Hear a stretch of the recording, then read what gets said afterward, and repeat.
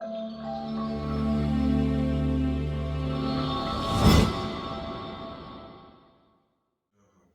la grâce de Dieu, Dieu vous bénisse. On va prier. Seigneur, nous te bénissons, nous te remercions, nous te rendons toute la gloire. Moi, je dis, Seigneur, veuille encore nous parler ce matin. Veuille encore nous interpeller, Père, pour le sein de notre âme, Père, mon Jésus. C'est parce que tu as volonté que tout le monde soit sauvé. Ce matin, tu vas encore nous faire le bien. Nous te bénissons, nous te rendons toute la gloire. C'est au nom de Jésus qu'on a prié. Amen. Que Dieu soit béni. Nous allons prendre la Bible un peu de temps, parce que nous ne serons pas longs, par la grâce de Dieu. Dans Actes chapitre 17, verset 22. Actes 17, 22.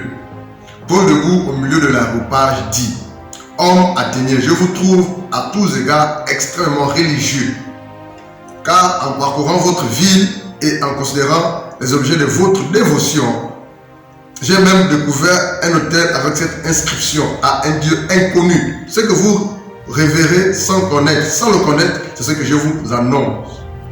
Ici, l'apôtre Paul, par la grâce de Dieu, interpelle les habitants de la terre. Et là, par la grâce de Dieu, il parcourait, et arrivait à des endroits, il a remarqué, c'est ce qui fait comprendre aux habitants d'Athènes. Paul debout au milieu de l'aréopage dit: Hommes athéniens, je vous trouve à tous égards extrêmement religieux. Ici, Paul va à Athènes. Ici, Paul remarque que les habitants d'Athènes, ou les populations d'Athènes, sont extrêmement religieux. Pourquoi? Parce que ces personnes adoraient ou rendaient un culte, à des idoles en fait, adoraient des idoles. Et il dit au verset 23 de Actes 17, 23, car en parcourant votre ville et en considérant les objets de votre dévotion, j'ai même découvert un autel avec cette inscription à un Dieu inconnu. Tellement qu'ils avaient plusieurs dieux, plusieurs autels, plusieurs idoles, et ils n'avaient pas pu trouver un nom à une idole en fait. Obligé de donner à un Dieu inconnu. Et la Bible dit, dans la suite dit, ce que vous révérez sans le connaître, c'est ce que je vous annonce en fait. Verset 24. Le Dieu qui a fait le monde et tout ce qui se trouve, étant le Seigneur du ciel et de la terre, n'habite point dans le temple fait de mains d'hommes. Verset 25. Il n'est point servi par les mains des humains, comme s'il avait besoin de quoi que ce soit. Lui qui donne à tous la vie, la respiration et toutes choses. Verset 26. Il a fait que tous les hommes sortis d'un seul sang habitent sur toute la surface de la terre, ayant déterminé la durée des temps et les bornes de leur demeure. Dieu a déterminé la durée des temps et les bornes de notre demeure. Verset 27. Il a voulu qu'il cherche le Seigneur et qu'il s'efforce de le trouver en tâtonnant, bien qu'il ne soit pas loin de chacun de nous. Car en lui, nous avons la vie, en Christ Jésus. Nous avons la vie, le mouvement et l'être. C'est ce qu'ont dit aussi quelques-uns de vos poètes. De lui, nous sommes la race. C'est cela, verset 29, Acte 17, 29. Ainsi donc, étant la race de Dieu, nous ne devons pas croire que la divinité soit semblable à de l'or, à de l'argent ou à de la pierre sculptée par l'art de l'industrie de l'homme. Pour faire comprendre aux Athéniens, ainsi donc, étant la race de Dieu, nous ne devons pas croire que la divinité soit semblable à de l'or, à de l'argent ou à de la pierre sculptée par l'art et l'industrie des hommes. Plusieurs personnes ont attribué, Dieu, ou pensent que Dieu est dans de l'or ou dans des pièces sculptées. Plusieurs personnes pensent que Dieu est dans des idoles, dans les choses que les mains de l'homme a façonnées ou fabriquées, Mais Paul dit au verset 29, ainsi donc étant la race de Dieu, nous ne devons pas croire que la divinité soit semblable à de l'or, à de l'argent ou à de la pierre sculptée par l'art de l'industrie de l'homme. Verset 30. Dieu, sans tenir compte des temps d'ignorance, annonce maintenant à tous les hommes en tout lieu qu'ils ont à se repentir. Dieu, par le canal de l'apôtre Paul, il faut comprendre que Dieu, sans tenir compte des temps d'ignorance, annonce maintenant à tous les hommes en tout lieu qu'ils aient à se repentir. Ce matin, par la grâce, nous allons parler de la repentance. La repentance, qui est le retour vers Dieu. La repentance, qui est le changement de pensée, changement de mentalité, changement de conduite, changement de comportement. La repentance, le retour à Dieu, le retour vers Dieu. La repentance. Pourquoi? Parce que c'est le temps maintenant qu'il faut véritablement se repentir. Parce que tout semble aller dans tous les sens actuellement avec tout ce qui se passe dans les nations. La repentance. Pourquoi se repentir? Parce que si je ne me repens pas, mes péchés ne peuvent pas être pardonnés. Et si mes péchés ne sont pas pardonnés, je ne peux pas être sauvé. La Bible dit que l'âme qui pêche, c'est l'âme qui mourra. La Bible dit que le salaire du péché, c'est la mort. Mais le don gratuit, il dit cela, c'est accepter Christ comme ce sauveur personnel en fait. La repentance, il dit au verset 30, Dieu sans tenir compte des temps d'ignorance, annonce maintenant à tous les hommes en tout lieu qu'ils ont à se repentir. La solution, c'est la repentance. Le salut passe par la repentance. Pourquoi se repentir? Parce qu'on ne peut pas être sauvé avec nos péchés. C'est quoi le péché? La non-acceptation de Christ et Jésus. C'est quoi le péché? La désobéissance à la parole de Dieu. Donc avec tes péchés, avec mes péchés, je ne peux pas être sauvé. Je ne peux pas aller au ciel. Si je meurs dans le péché, avec le péché, la finalité c'est l'enfer. Mais Dieu dit, la parole de Dieu dit, dans Actes 17, 30, Dieu sans tenir compte des temps d'ignorance, annonce maintenant à tous les hommes, en tout lieu, qu'ils ont à se repentir. La repentance. La Bible dit dans Proverbe chapitre 28, le verset 13. Proverbe 28, 13. Voilà quoi. Celui qui cache ses transgressions ne sera pas pardonné. Mais celui qui les avoue et les abandonne obtient la miséricorde de Dieu. La repentance, le retour vers Dieu, l'avoue de ses péchés et l'abandon de ses péchés. La repentance, reconnaître que je agis mal, reconnaître que je vis loin de Dieu, reconnaître que je pose des actions contraires à Dieu et donc à la parole de Dieu. Par conséquent, je demande pardon à Dieu pour mes péchés et je les abandonne. La repentance.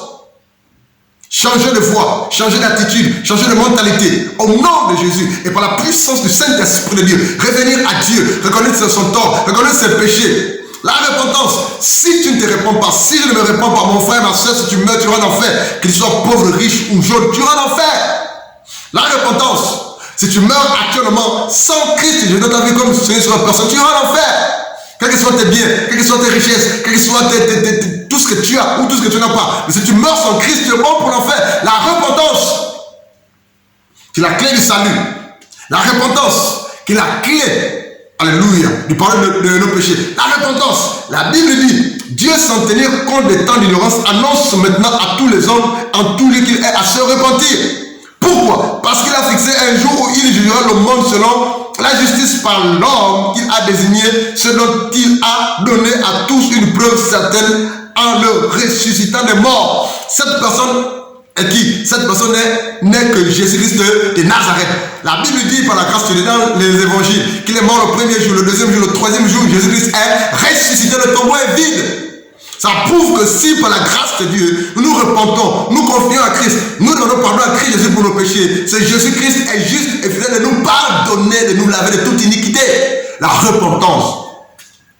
Toi qui nous écoutes, toi qui nous regardes ce matin par la grâce de Dieu, si tu ne demandes pas pardon à Dieu pour tes péchés, si tes péchés ne sont pas pardonnés par Jésus-Christ de Nazareth, tu iras en enfer. Mais la volonté de Dieu est que tout le monde soit sauvé. C'est la raison pour laquelle, par la grâce de Dieu, détourne-toi du mal, détourne-toi du péché, confesse tes péchés à Christ Jésus, abandonne-le et tourne-toi avec Christ pour que tu aies la vie éternelle. Car Dieu a tant aimé le monde qu'il a donné son Fils unique, avec ce qui croit ne périsse pas, ça n'aille pas d'enfer, mais qu'il ait la vie éternelle. Dieu le Père a tout mis sur les pieds de Christ Jésus. C'est lui qui a ce pouvoir de juger les morts et les vivants. Jésus-Christ de Nazareth. Par conséquent, si tes péchés ne sont pas pardonnés par cet homme-là, l'homme de Galilée, c'est l'enfer. Mais Dieu veut te sauver. Dieu veut me sauver. Dieu veut nous sauver. Dieu veut nous amener au paradis avec lui. C'est la raison pour laquelle la Bible dit rapidement, dans Actes chapitre 3. Actes chapitre 3, on parle de la repentance. Actes chapitre 3, c'est le temps de la repentance. Les jours sont mauvais. Acte 3, le verset 19. Repentez-vous donc et convertissez-vous pour que vos péchés soient effacés. Repentez-vous et convertissez-vous pour que vos péchés soient effacés. Si mes péchés ne sont pas effacés, je ne peux pas être sauvé. Mais qui a le pouvoir d'effacer les péchés? Dans les cieux, sur la terre et sur la terre, qui a le pouvoir d'effacer les péchés? Seul Jésus-Christ de Nazareth a ce pouvoir-là. Parce que la Bible dit dans Jean chapitre 1, verset 29, voici l'agneau de Dieu qui ôte le péché du monde. Jésus a le pouvoir d'effacer, de pardonner les péchés. Ma nulle condition, que je me repente, que tu te repentes et que tu abandonnes ce péché-là. Vous voyez, on ne peut pas être sauvé si on continue à raisonner en fait. On ne peut pas être sauvé si on continue à faire comme l'on veut en fait. On ne peut pas être sauvé si on continue à faire ce que l'on veut faire en fait. Parce que tu n'as pas été créé toi-même. Je n'ai pas été créé moi-même. Il y a un créateur, le créateur de toutes choses. Jésus-Christ de Nazareth. Regardez, on va lire un passage par la grâce de Dieu. Rapidement, on va prendre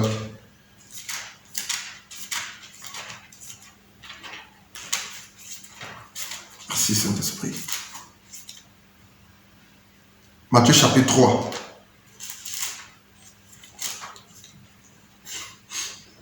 Je vais lire à partir du verset 1.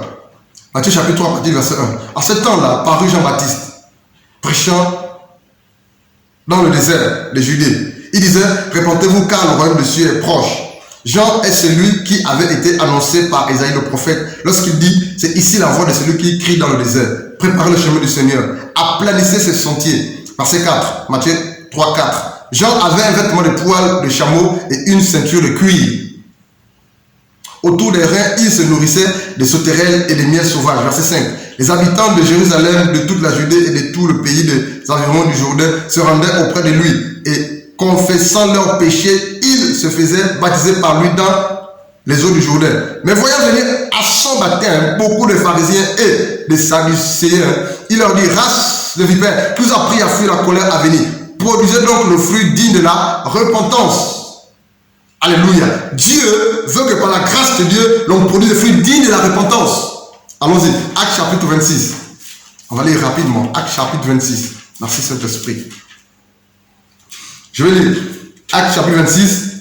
On va lire à partir du verset 19. Actes 26, 19 et 20. Actes 26, 19. En conséquence, roi Agrippa, je n'ai point résisté à la vision céleste. À ceux de Damas d'abord,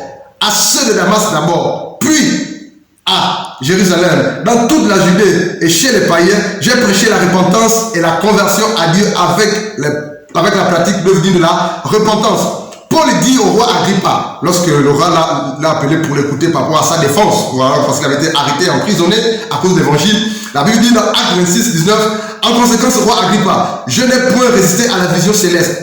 À ceux de Damas d'abord, puis à Jérusalem, dans toute la Judée et chez les païens, j'ai prêché la repentance et la conversion à Dieu. Paul a prêché la repentance. Pourquoi? Parce que la repentance est la clé du salut.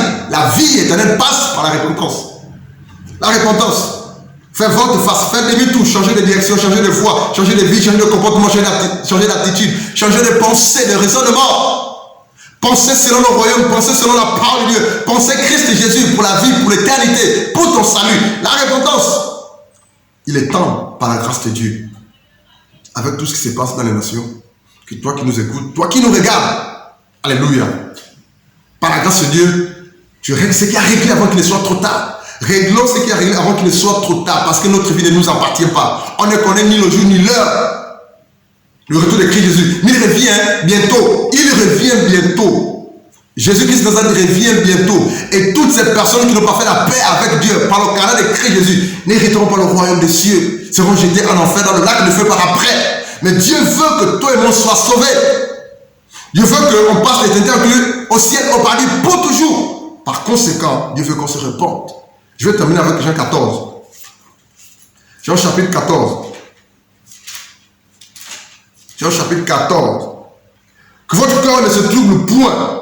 Alléluia. Jean 14, le verset 1, 2 et 3. Que votre cœur ne se trouble point. Croyez en Dieu et croyez en moi. Que votre cœur ne se trouble point. Croyez en Dieu et croyez en Jésus. C'est Jésus qui parle. Il y a plusieurs demeures dans la maison de mon Père. Si cela n'était pas, je vous l'aurais dit. Je vais vous préparer une place. Et lorsque je m'en serai allé et que je vous aurai préparé une place, je reviendrai et je vous prendrai avec moi, afin que là où je suis, vous soyez aussi. Vous savez où je vais et vous savez le chemin. Verset 5. Thomas lui dit, Seigneur, nous ne savons où tu vas, comment pouvons-nous en savoir le chemin? Verset 6. Jésus lui dit, je suis le chemin, la vérité et la vie. Nul ne vient au Père que par moi. Ne nous troublons pas. ne soyons pas troublés à cause de ces mauvaises nouvelles, ou à cause de ces virus, ou à cause de tout ce qui va se passer, ou à cause de tout ce qui va encore arriver, parce qu'il y aura plus que ces virus. Mais croyons en Dieu, croyons en la parole de Dieu qui est Jésus-Christ de Nazareth. Croyons aux promesses véritables, éternelles de Dieu, qui sont sur le point de s'accomplir au nom de Jésus. Croyons que notre Dieu revient bientôt chercher son église, l'ecclésia de Christ et Jésus, le corps de Christ.